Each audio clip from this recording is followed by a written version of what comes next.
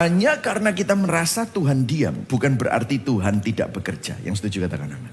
Jadi hari ini, kalau saudara merasa just because God is silent, it doesn't mean that He is not working. Hari ini, kalau saudara merasa saudara ditinggalkan, saudara putus asa, saudara sendirian, biarlah firman ini mengingatkan saudara bahwa Tuhan tetap peduli dan Tuhan tetap bekerja. Mungkin tidak sesuai dengan ekspektasi Anda, tetapi bukan berarti Tuhan tidak bekerja. Amin saudara ya. Kita itu seling sara kaprah bahwa dikaruniai dan beroleh kasih karunia identik dengan berkat materi, berkat terobosan secara jasmani. Namun di sini tidak bicara tentang hal itu sama sekali. Menerima sesuatu yang tidak layak diterima dan waktu kita menerimanya itu tanpa syarat. Kasih karunia bukanlah kehidupan tanpa masalah. Kehadiran dan penyertaan Tuhan bagi Maria untuk apa? Dimampukan menghidupi panggilannya. Pernahkah saudara mengalami di mana saudara punya masalah, pergumulan, saudara tanya, Tuhan ada di mana? No, jangan tanya gitu.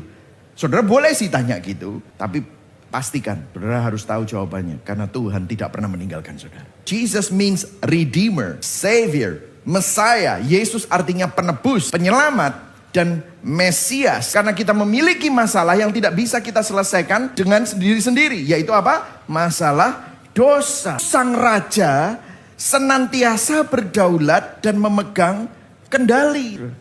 Apa implikasinya bagi saudara dan saya? Saat hidup kita tidak menentu, saat doa kita seakan-akan tidak terjawab, saat situasi dan keadaan kita penuh dengan pergumulan dan tidak ideal, justru disitulah Tuhan ingin menunjukkan bahwa Dia berdaulat dan memegang kendali. Mau nggak saudara percaya sama Dia? Mau nggak saudara mempercayakan hidupmu kepada Tuhan? Saat hidup kita tidak menentu dan banyak ketidakpastian serta pergumulan, apakah kita percaya bahwa Yesus adalah Raja yang berdaulat dan memegang kendali atas hidup kita? Nah, ini susah sekali, jujur, susah sekali. Saya yakin saudara semua di sini sering lupa akan itu. Kenapa kok ini susah sekali? Perhatikan saya.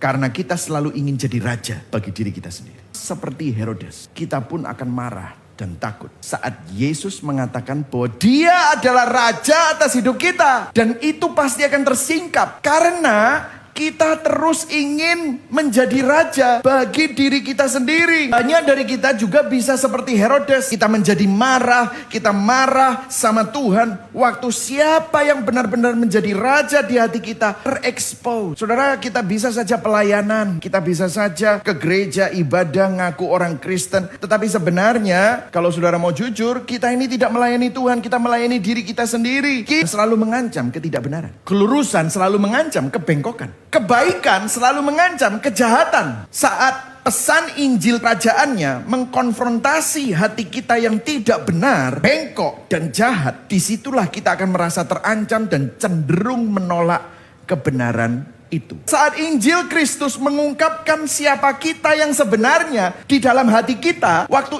Injil Kristus mengungkapkan siapa Michael Christian yang sebenarnya di dalam hati saya tidak suka, saya nggak nyaman. Itulah alasan kenapa ketika Yesus Kristus datang, Dia ditolak dan dibenci. Roma 1 memberitahu bahwa jauh di lubuk hati kita, kita semua tahu bahwa kita membutuhkan Tuhan dan seharusnya kita mentaati Tuhan. Manusia sebenarnya tahu akan keberdosaannya. Manusia sebenarnya tahu akan kebutuhannya akan Tuhan, namun selalu menyangkalinya, melakukan pembenaran diri di dalam hati. Saya pesan Natal, menantang semua nilai dunia. Kelahiran Kristus dan kedatangannya di dunia menantang dan mengancam sistem kecongkakan dan keangkuhan dunia. Kita semua manusia yang cenderung sombong. Itulah sebabnya susah untuk kita menerima kasih karunia. Susah untuk kita menerima penebusan.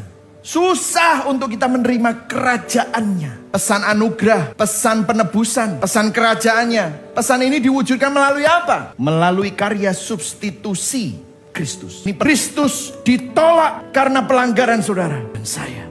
Kristus ditolak untuk menggantikan saudara dan saya. Kristus ditolak supaya saudara dan saya diterima oleh Allah. Itu artinya ketertolakan Kristus justru membawa pada penerimaan Tuhan bagi kita. Itulah pesan kasih karunia. Itulah pesan penebusan. Tuhan menerima kita karena Kristus Yesus ditolak. Raja di dunia punya tempat, punya rumah, punya istana. Tapi perhatikan, orang terhebat yang pernah lahir di dunia, raja segala raja, justru tidak punya tempat dan ada di kandang binatang.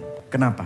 Dia tidak punya tempat di dunia, supaya saudara yang di dunia yang tidak punya tempat di surga, punya tempat di rumah Bapa di surga. Itulah Injil. Dunia nggak ngerti ini. Bagi dunia, apa yang nampak di luar lebih penting daripada yang bagian dalam. Semangat Natal merupakan kebalikan mutlak dari sikap keangkuhan dan kecongkakan manusia. Semangat Natal adalah suatu kerendahan hati. Semangat Natal adalah kesadaran bahwa kita butuh Tuhan. Tuhan yang seperti apa? Tuhan yang bukan hanya berpihak pada orang-orang kaya, orang-orang kuat, orang-orang yang berpengaruh, no. Tetapi Tuhan yang berpihak pada orang-orang yang hancur, orang-orang yang sadar bahwa dia berdosa. Kaum marginal, kaum gembala, di tempat-tempat yang gelap, di tempat-tempat orang ditolak. Di situ justru Tuhan ingin menampakkan kasih karunia-Nya.